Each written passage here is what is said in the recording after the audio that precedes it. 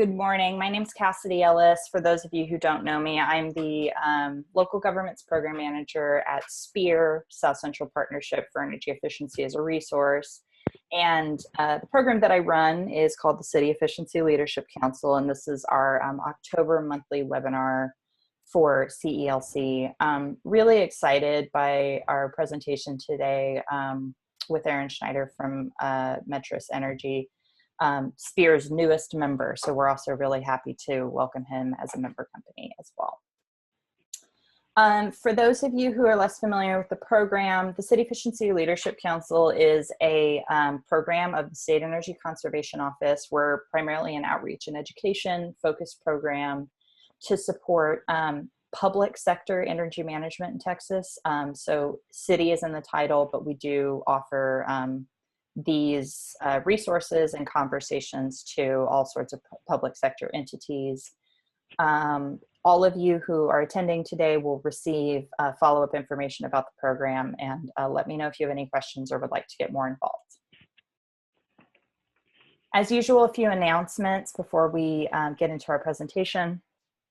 Our next CELC webinar is going to be a presentation from Foundation Communities, which is a nonprofit affordable housing provider based here in Austin, who has done really, really impressive things, reaching underserved populations in and around Austin, and also doing some really impressive things with their energy management and sustainability efforts in their properties. So my friend Caitlin Essig, who's a great presenter, will be presenting in November, and I hope you all will join us. The Texas Energy Summit, this is a conference put on by Texas A&M's Energy Systems Laboratory, and it was formerly called KD. It is a great conference, usually an in-person conference, of course, on energy policy and all things energy in Texas. It is a virtual environment, but they have tried to be pretty creative and engaging with how they are presenting the information this year. And there are scholarships available for all public sector and nonprofit employees. So you should be able to join the conversation for free if you work for a public or nonprofit organization. The local government energy reporting, this is state mandated energy efficiency and reporting requirements for entities within the non-attainment or nearing non-attainment regions of the state, also called the affected counties list. This is a little specific and niche. Many of you may not work on this, but basically a report that used to be due at the end of, or at the beginning of November is now due in February. So if you know what I'm talking about, that's an update for you. If you don't worry about it. We are offering ICC CEUs today. You must fill out the survey. I must have seen that you were on the call. So if I don't see your name in the attendee list or your phone number, then I can't give you the ICC CEU. So please, if you're calling in on a phone number, send me an email and let me know what phone number was yours if you want that CEU certificate. If there are any other announcements or questions, please put them in the chat box. That's also going to be our primary way of asking questions during the webinar today. Make sure and select the drop-down option to send your question to all panelists and all attendees if you want folks to see your question. You also have the option to send your question directly to me and Aaron without the entire group seeing it. So please use the chat function, and hopefully we'll have a lot of really great questions today.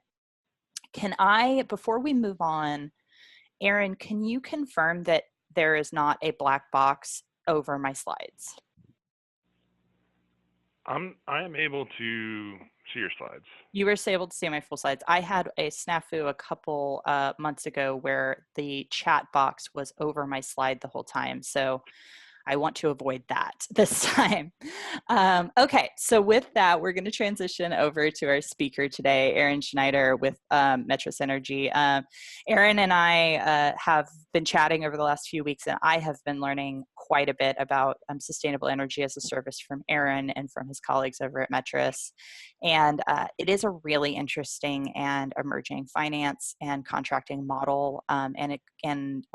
I think those of you who work in the energy space or those who are users of energy efficiency products can expect to hear more and more about this concept going forward. So glad you're here, Aaron, and I will let you take it away and tell us a little bit about yourself. Great. Thank you, Cassidy, and thank you, Spear, for hosting this, and thank you, everyone, for attending this morning. So let me pull this up and just make sure that everyone can see my slides. Yeah, slides look good. Okay, great. So kind of to kick things off, I think the topic today is what is sustainable energy as a service. And before we kind of get into that, I thought I'd share a little bit more, about my background and about Metrus. I've been in the energy field, specifically in the clean energy, clean tech space for over a decade. I've had the fortune of working, or been fortunate to work with a number of companies that have kind of been at the innovative or leading edge of a number of different kind of interesting innovations in the space, whether it's demand response and improving grid operations and virtual power plants, or even the earlier days of electric vehicle charging infrastructure before it became as popular as it is today, before Tesla stock and other folks just kind of shot through the roof.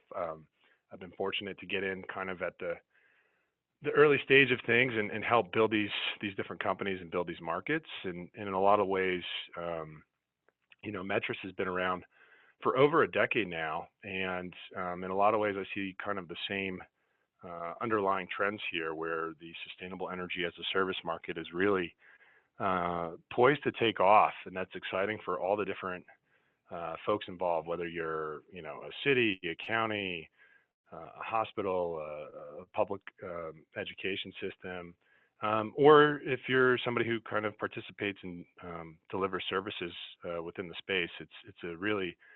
It's an exciting time. And so Metrus, ultimately we're a mission-driven organization. Our goal is to participate in leading the way to a sustainable, low carbon future by bringing energy efficiency and clean energy projects to life. And so I'm very excited to share with you, a little bit more about how we see the space evolving. And, I kind of, just thinking about this topic overall, one of the things when I first got into the field was, you always thought that there wasn't enough money for clean energy projects. And you always hear today that we just need more money for the projects. And I actually think the money is there, from what I see. And it's more a matter of us all coming together and exerting our willpower to bring more sustainable energy projects to life.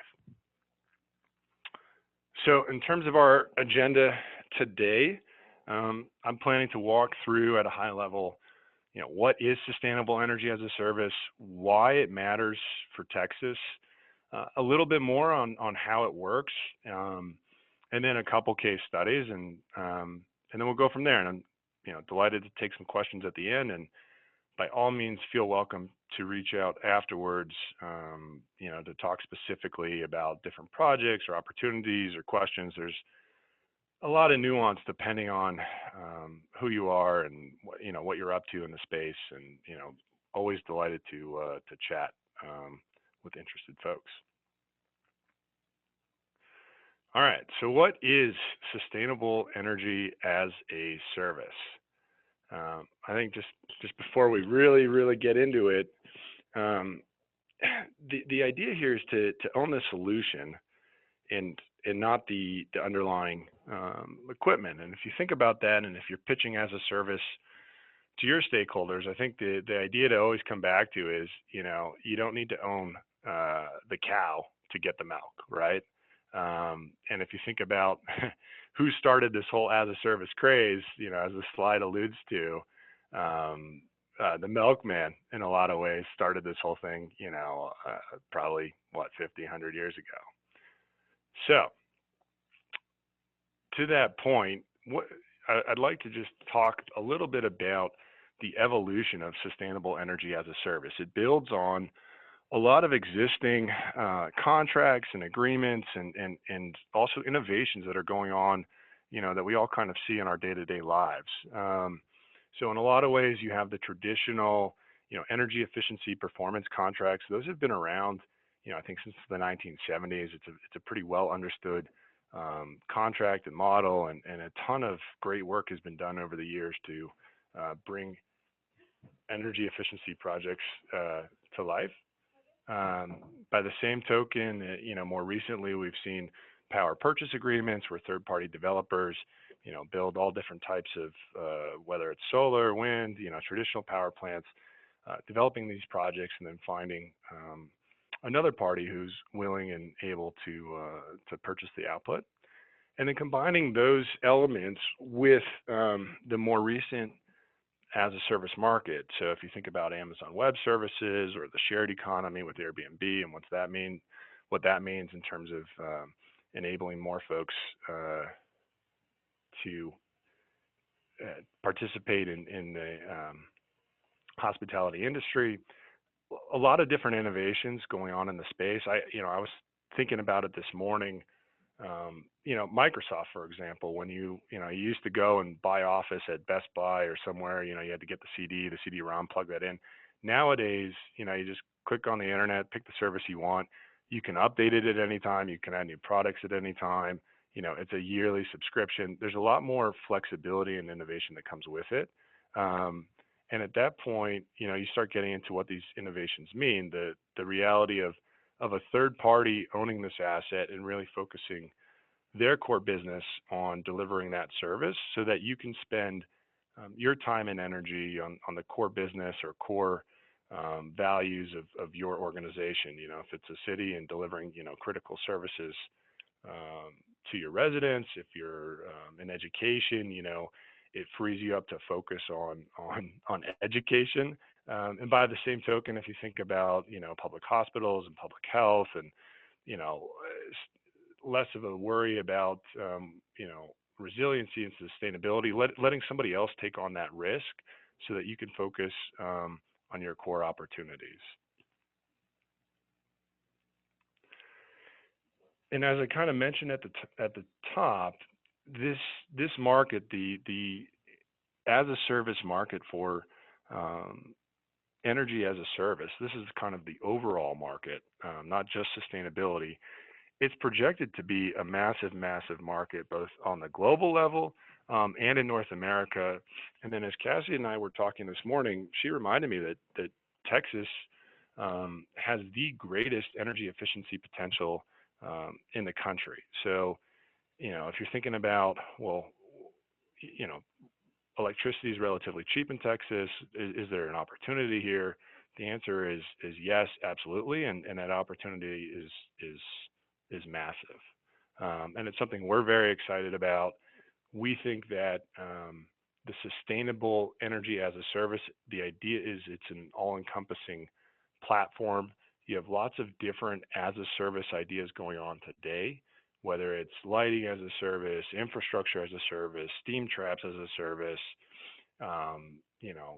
solar as a service. There's lots of different elements out there today. And so we look at it and say, let's have this be an all-encompassing idea so that whoever is looking at these projects, they can bundle everything together to get more done.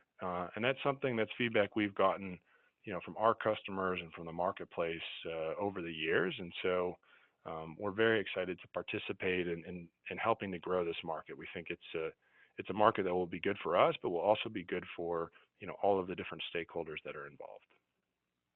And these numbers, as you can see, are from Guidehouse, formerly Navigant. So in terms of, okay, what do I actually get? What are the potential measures that are out there. What's included in sustainable energy as a service? You could get solar, you could get building management systems, you could do electric vehicle charging, battery storage, water efficiency, HVAC, boilers, excuse me, you name it, it would be specifically tailored based on who you are as a customer. Are you a public entity, a private entity? What are your operations? There's a ton of different measures and opportunities out there, a ton of great experts on the technical side that absolutely participate in these projects. And the overall structure is to bundle as many of these different measures together to get more done. It's not about just picking the projects that have the highest and quickest payback. It's about doing as much as possible as we can to make these projects, to make our customers more sustainable and more resilient. And I kind of, I'll reiterate that Metrus is very much a mission-driven organization in the sense of, you know, the projects that we fund, we always make sure that they are reducing greenhouse gas emissions, reducing pollution, and that if they're not, if there's a measure in there that is actually adding, we tend to say, you know, we're not going to do this, we're going to walk away. And that's something, at least, you know, on a personal basis, that I'm pretty proud of. So what does a typical project profile look like in a sustainable energy as a service opportunity? Generally speaking, these projects are on the larger side. On the low end, maybe $1 million plus. On the high end, we tend to see projects around 20 million. At times we've seen larger. You know, we're delighted to do larger projects, but the typical size is probably 5 to 10. The upgrades that are available are bundled together. So, you know, if you're a city or a county, a hospital system, and you've got, you know, facilities spread out all over the place, one of the benefits here is that you're bundling all of these different upgrades across your entire portfolio, and the projects that have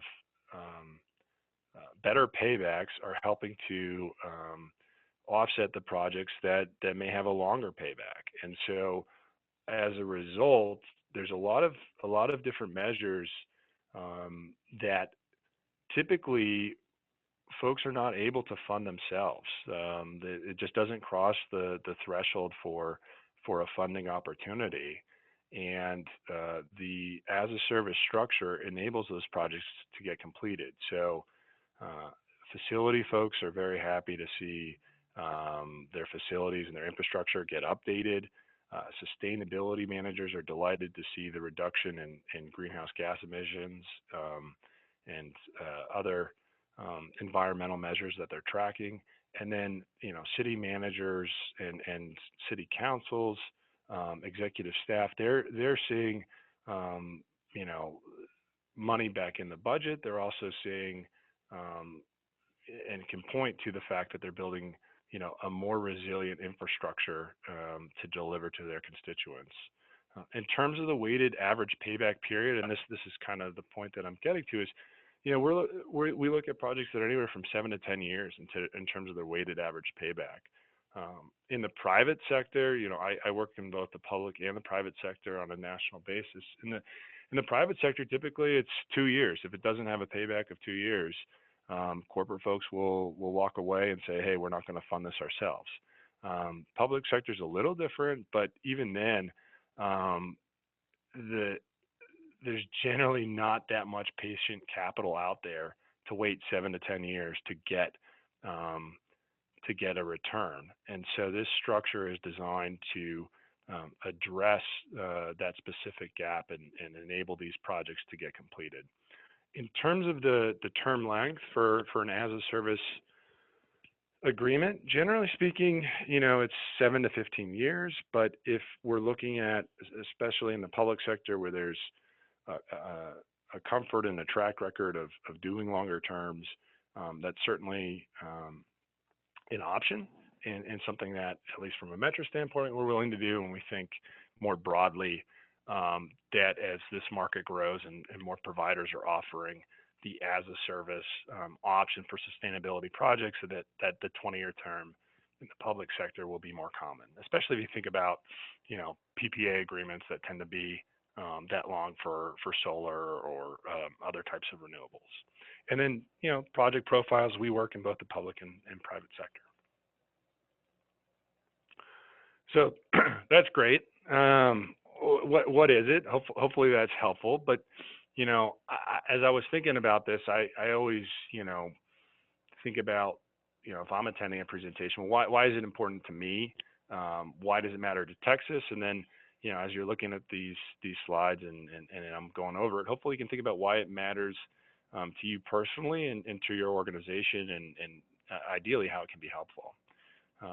So thinking about Texas, there are some real, environmental risks that Texas is projected to face and expected to face, and I think has already started to face as a result of different environmental issues, whether it's extreme heat and the projections around rising temperatures and dangerous heat days, and mitigating what that risk looks like.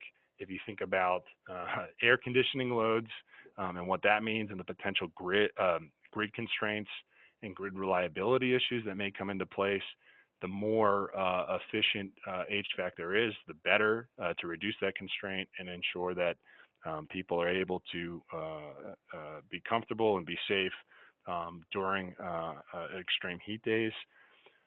From a water standpoint, this is something that I think, in my opinion, gets missed a lot, is the opportunity for water efficiency. Most of our projects tend to include some water component. The impact and threat of drought is very serious throughout the Southwest, and more broadly on a global level as well, as more and more folks tap into aquifers and rivers, and the rise in heat itself that we're seeing. The concern over drought, to me, is a real thing. I've experienced it myself in my own life, and the more we can do to save water, I think should actually be front and center in all of this.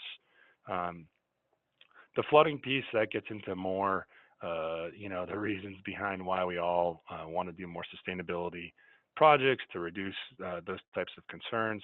Same thing with wildfires. If you think about, what's gone on out west, this has been one of the craziest fire seasons everywhere. The different images of smoke in the air, on a daily basis. It's a changing time, and to the extent that we can all work together to reduce the pollution that we're putting out there, that's causing a lot of this negative impact, I think the better. And then the last point, getting into flooding and hurricanes and the different risks there. These projects that we're all thinking about, these projects that we've all done, these projects that we're all thinking about doing for the future, they have a real positive impact both for ourselves and future generations. And so, it's my strong opinion that the time to act is now, and to act in a really, really big way. And I think I'm biased, obviously, but the sustainable energy as a service is a great way to do large-scale change, to deliver projects that reduce our impact on the environment and create a low-carbon future. So, having said all that, moving forward and doing these projects will create a more resilient Texas.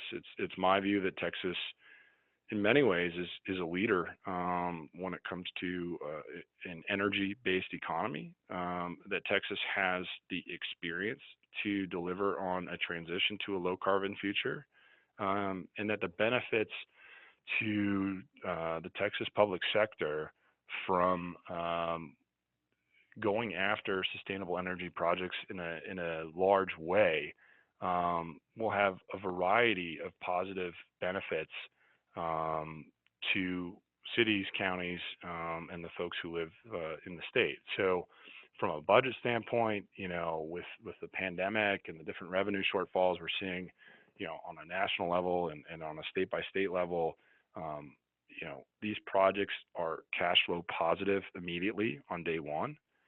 So there's more money coming back into the budget, which is something that's very exciting. If you're a CFO or a financial leader at a public institution, from an infrastructure standpoint, I mean, we all know that generally speaking, the infrastructure in our country and locally, that there's a big opportunity to improve it, and that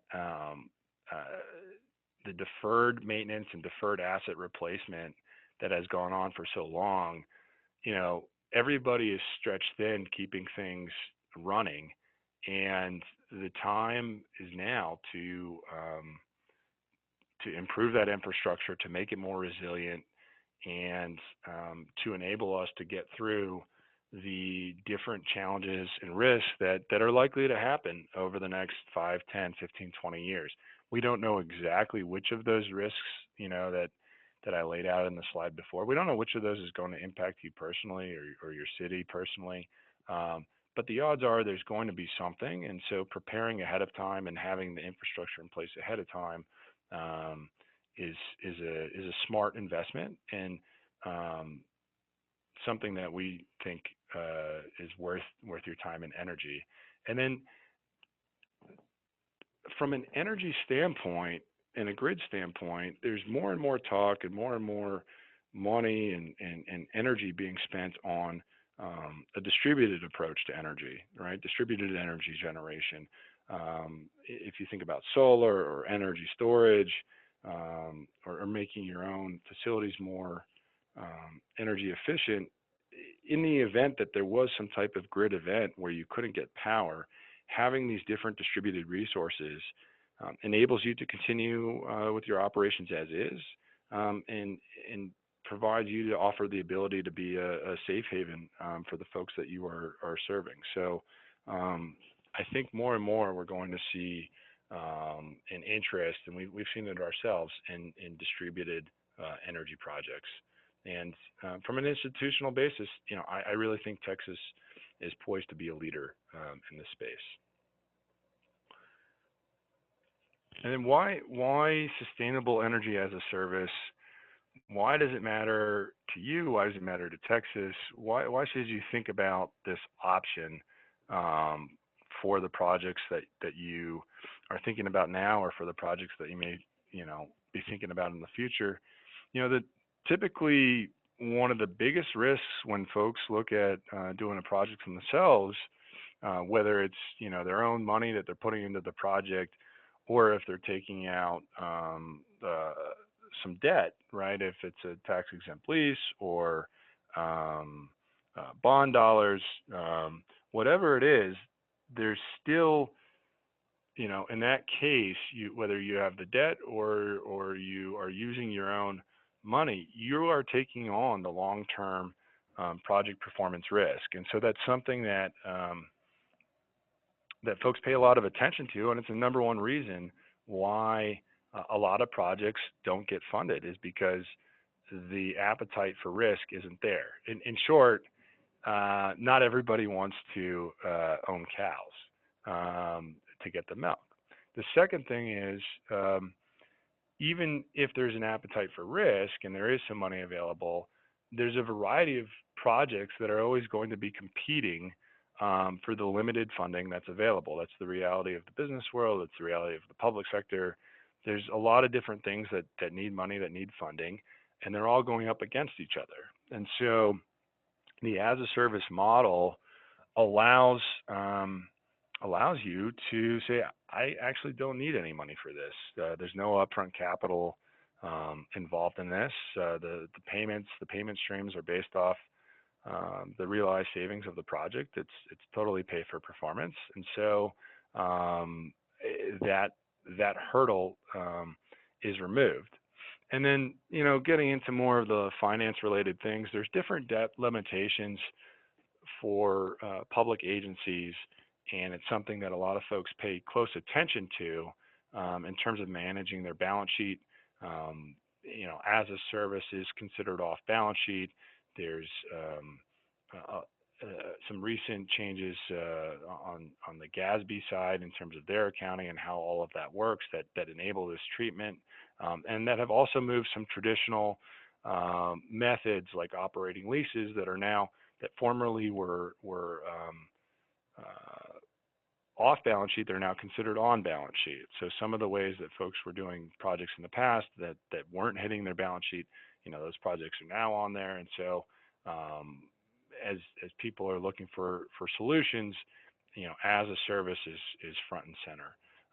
And then declining revenues, budget shortfalls, these things happen. And when they do, a lot of times sustainability projects tend to get cut. I've certainly seen that in my decade plus in the industry.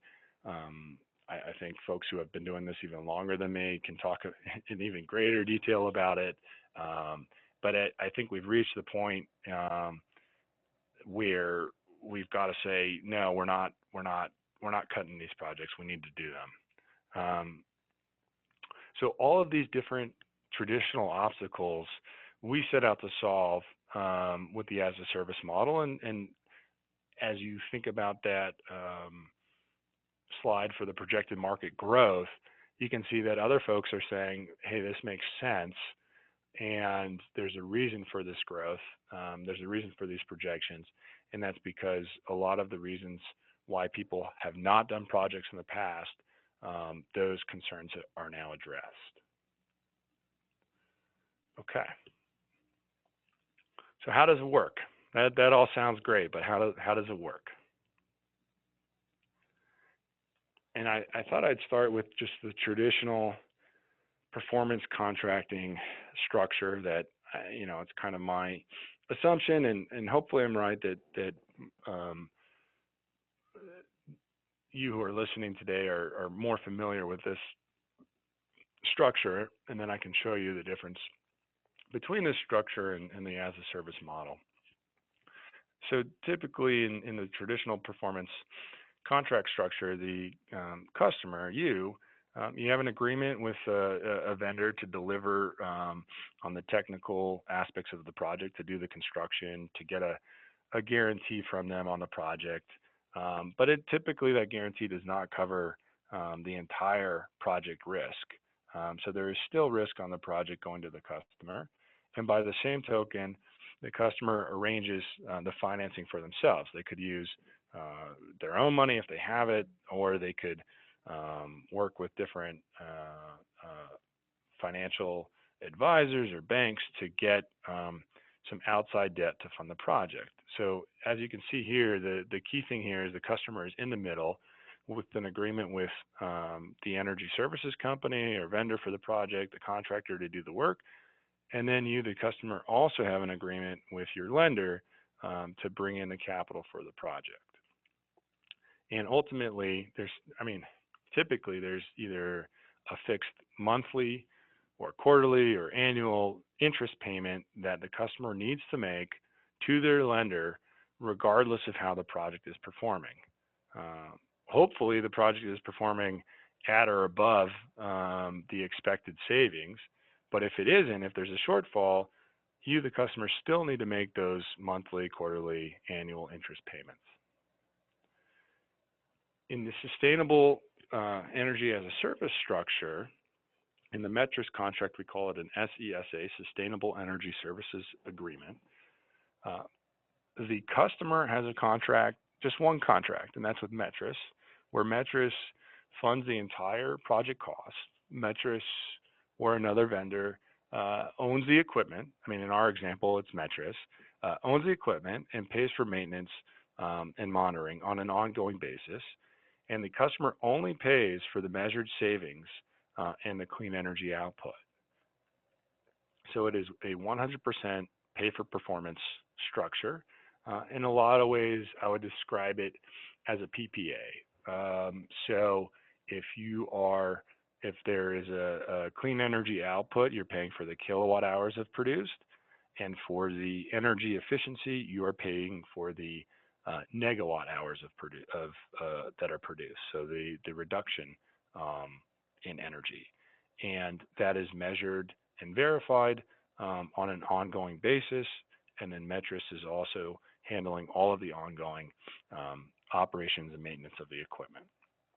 And the flip side, Metrus, in this example, which is with our new logo right here, Metrus is contracting with the energy services company to do the design and construction of the work. So Metrus is taking all of the project performance risk on the long-term basis, both in terms of the construction risk. We partner with the leading energy services companies that are out there, and we take on the risk of the construction with those projects, as well as the ongoing performance of the project over that 5, 10, 20-year basis. We need that project to perform. Otherwise, if it doesn't, it's a pay-for-performance contract. The customer only owes us for what we produce.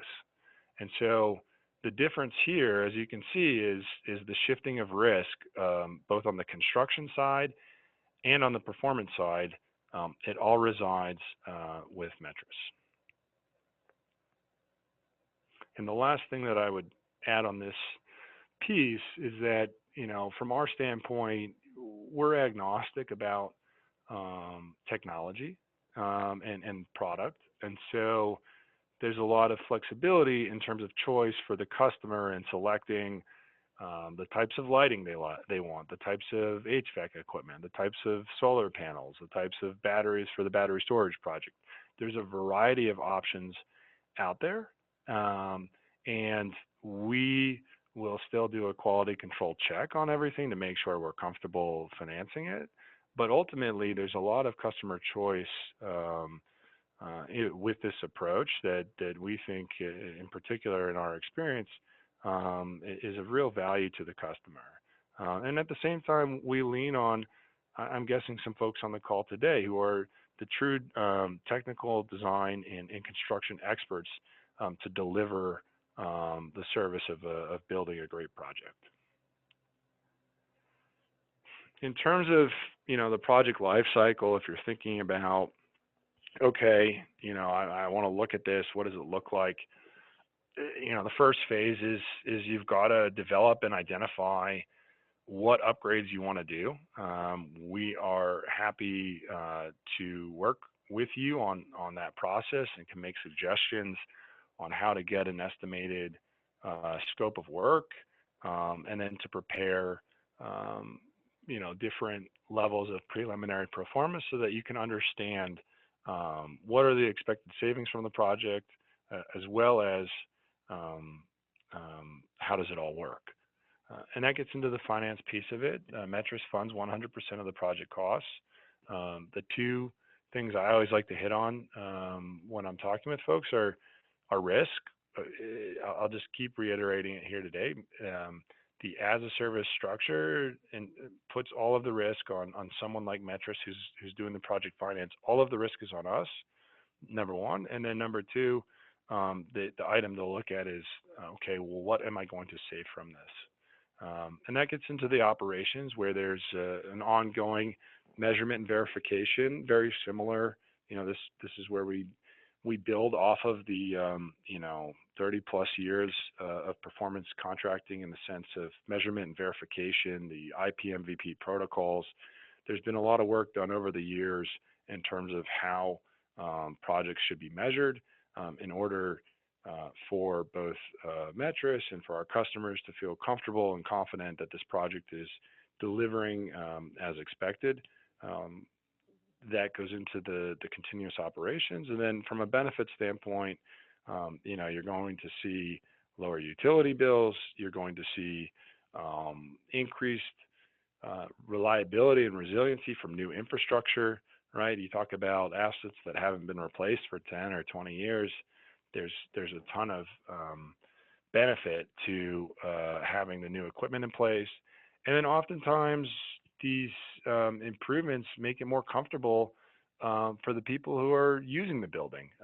If you think about, lighting or daylighting or cleaner, healthier air, cleaner, healthier HVAC systems, all of these things are incredibly important. And the concept of healthy buildings, I think, I mean, not. I think it's clearly something that more and more people are paying attention to, and we as a society are paying more attention to, as we all have spent way more time inside than I think we ever wanted to this spring and summer, and it looks like this fall and winter as well. We're all paying more attention towards what our indoor environment looks like, and so this structure, the as a service model, contemplates and includes a lot of different ways to bring in and bundle in different types of measures to make indoor buildings healthier. And so that's something I'd love to hit on today. And then lastly, the sustainability goals. That to me is what underpins the whole thing, is that these projects are reducing emissions, and that we're tracking, improving, and showing that we are making a difference for the good with the work that we're doing.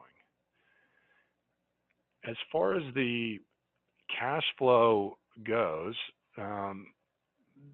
the idea here is to illustrate what things look like beforehand in terms of your utility costs, what it looks like afterwards, where you immediately, on day one, start to save money.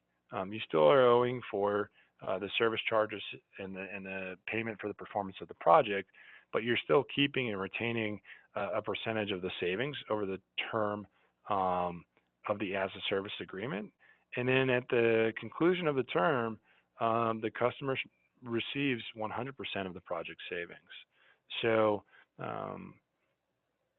if you're thinking about, how do I reduce my utility costs, this is a fantastic way to do it, while at the same time getting brand new infrastructure, increased reliability, and increased resilience in the face of, greater and greater uncertainty in this world we live in. And as you can see spelled out on the slide, the idea that on an ongoing basis, I think the question comes up of who's paying for the maintenance, who's paying for the monitoring. Is that on me? Is that on somebody else? That is it.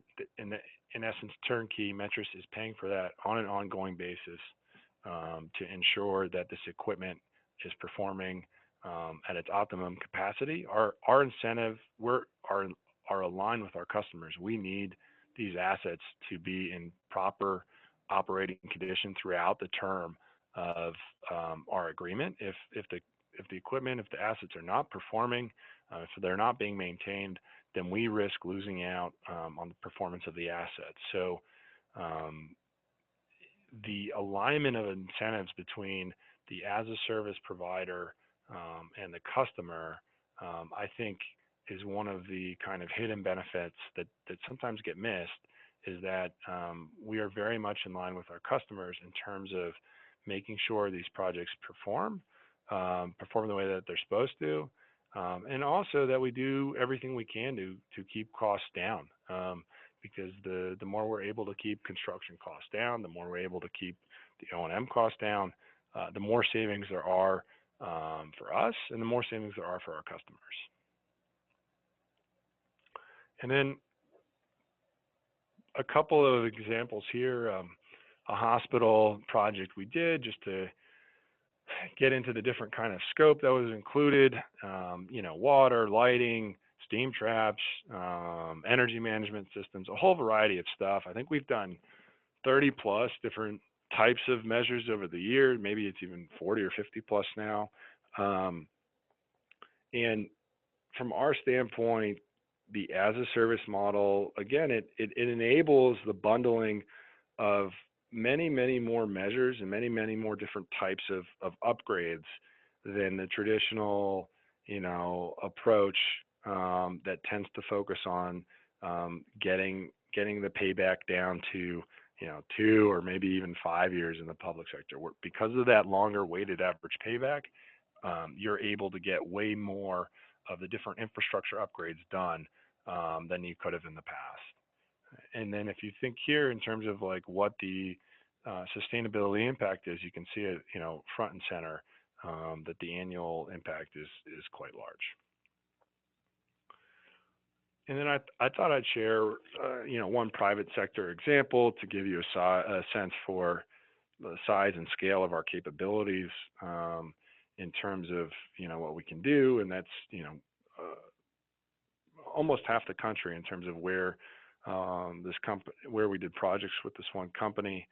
Um, we operated and developed and delivered projects for sites that were in areas of such low cost electricity that they were never able to get their facilities upgraded, and they were dealing with resiliency and reliability issues, and were frustrated by it. And so, because we were able to bundle in the sites that had lower lower paybacks, right? They didn't have great paybacks. We were able to bundle those in with the locations that had a higher payback, and ultimately improve and deliver a more reliable and more resilient infrastructure for this customer across a much broader portfolio of locations than they thought was possible. And as a result, a lot of folks in these kind of areas that had frankly been a little neglected in terms of an infrastructure update, they were able to get those done. They were able to make these infrastructure updates happen, and they've been tremendously happy with the results. And then from a overall basis, you can see the impact here. And so, if I think about Texas overall, I think the opportunity there is probably I don't know, 20, 30, 40x what this single opportunity looks like right here, probably even greater than that. Maybe it's 100x. Just to give you a sense for the size and scale of the opportunity that's in front of us all.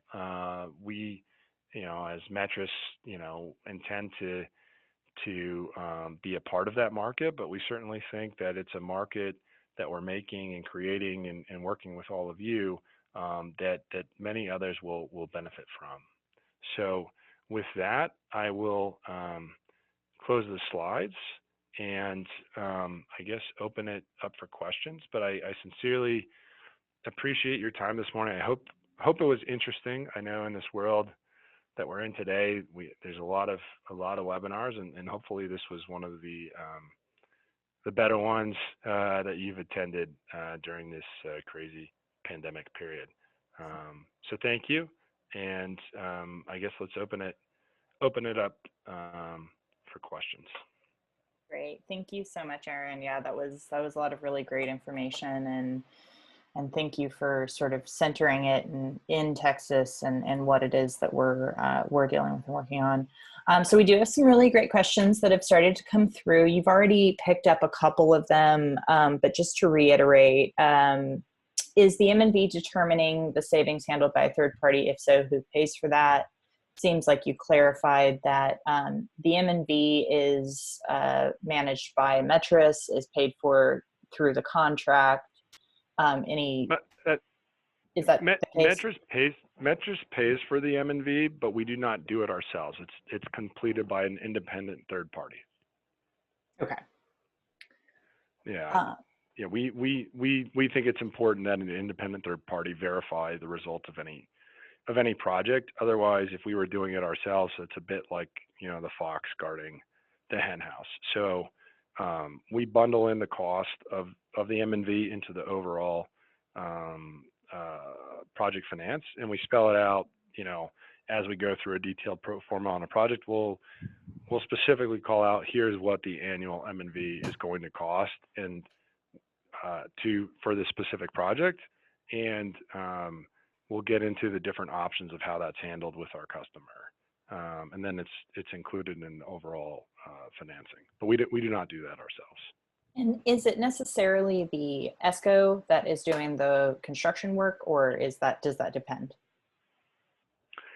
We tend to partner with energy services companies. We think there's a lot of great energy services companies that are out there today. They've got a track record of delivering these complex projects, and so that's typically who we look to get these projects done. I think talking with the different energy services companies that typically there's a lot of subcontracting as well that gets included on these projects. So there's an element of economic development on a local basis where you tend to bring in the different specialists in the region to help get these projects accomplished. So yes, we work with the energy services companies, but on our projects, we're typically also seeing a lot of local shops that are doing the work on the projects that we're financing, and that's something that we're proud of and something that we look for on our projects. Great. Next question. I believe you clarified it, but basically explaining what you meant by Metrus funds the project and the customer pays for the savings. Looks like Steve got that question answered by your cash flow graph. Is there anything you would like to add to the explanation there? I mean, so Metrus funds the entire project. There's no upfront capital cost to our customer, and the customer is paying for the performance of the realized savings on the energy efficiency, and then is paying for the clean energy that's produced on, for example, a solar project. Okay. If there's no performance, if the project doesn't deliver, the customer does not owe Metrus anything, nor is there like a fixed monthly interest payment. And that's a key distinction between a traditional performance contract where if the project doesn't perform and and there is a shortfall, the customer still needs to make the interest payment. And just to clarify, so in the contract development, there is an agreed upon number associated with each kilowatt hour that is saved. So the customer pays for each kilowatt hour that is saved? That's correct. And that number depends on the scope of the project, the goals of the customer. Are we optimizing to do a budget neutral project where we're going to do a ton of asset replacement and infrastructure upgrades and it has a lot of work that has a longer payback, or are we going to optimize more for more savings, right? And then if you think about the term length too, if somebody wants a shorter term length, there may be less savings during the term length, but then the project will flip over to the customer, and so they'll have the savings after that. So there's just a lot of different ways and flexibility within this approach to design a project based off the specific goals of the customer. Great. Can you clarify how this differs from PACE financing? And if not, I can probably help out with that. But yeah, go for it, Cassidy. Yeah, so sure. PACE is, I think of PACE as being more akin to kind of standard financing, where you have a PACE loan that is funded through your property. You pay it back through your property tax bill, but it is ultimately funded by a loan. And you take the PACE money and go out and get your own contractor, and you complete the work kind of in a more traditional way, but you're just paying back the money through the PACE loan. Whereas the energy as a service arrangement, the Metrus is handling both the financing and the project management and delivery. So really, I think the way that PACE differs from kind of a traditional loan is that it is funded through your property tax bill, and you're paying it back through your property tax bill. Yeah, and I thought I'll add to it. It's so PACE is third-party financing, but it's not off balance sheet, whereas as a service is off balance sheet. So that's a very big distinction. You're adding debt onto your balance sheet with PACE. PACE is not pay for performance, whereas the as a service model is. And then the ongoing maintenance is covered as part of the as a service agreement, and PACE ongoing maintenance is not included. And I didn't really talk that much about this, but under an as a service agreement, you can add new upgrades at any time as you're going through a project. Just like, if you think about your Microsoft Office solution, you can add new features to that, or Adobe, you can add new stuff when you think about as a service at any time. So there's a lot more flexibility with the as a service model, and it's truly off balance sheet are some of the key distinctions I would add. Great. We have some really, really wonderful questions in the chat, but I fear they're a little complex for the moment. So I'm going to make sure and connect Aaron directly to the folks asking these questions. But I think we might have a quick 1 minute chance for you to explain how the baseline for the savings is developed and measured too. I mean, in that sense, we follow the IP MVP protocols, and there's some different options there in terms of setting baselines and measurement and verification, and that's something that we work on specifically on the project with the customer, and then with the ESCO partner that's involved. So there's some different options there. I'm happy to kind of share what that looks like in a follow-up document if that's helpful, but it's kind of just depends on the project. It sounds like it's not going to be too dissimilar to what you would see in the baseline development and a performance contract. It's very much the same thing with the same kind of protocols. Yeah. Got it. Okay, so with that, we are about at time. I want to remind everyone there will be a follow-up email to get you connected directly to Aaron for all of your great questions. And I encourage you to reach out. Again, if you want your ICC CEU, please fill out the survey in the follow-up email, and the recording and the slides will also be in the follow-up email as well. So with that, thank you so much for joining us today. Hope you learned something. I know I did, and we'll see you next time. Have a good one. Bye.